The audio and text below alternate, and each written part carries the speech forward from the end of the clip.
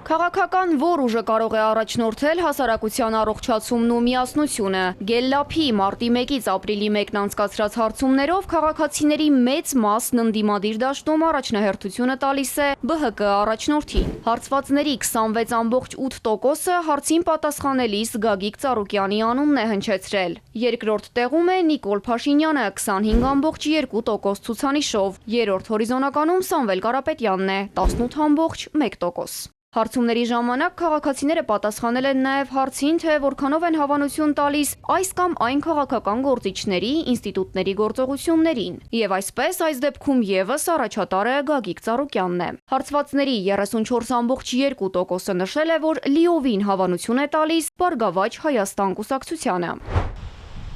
Խորհրդարանական ընտրություններին ընդառաջ հարցումների միջոցով ընկերությունը փորձել է պարզել նաև, եթե ընտրությունները լինեին այս կիրակի, որ ուժին ձայն կտային քաղաքացիները, պատկերը հետևյալն է։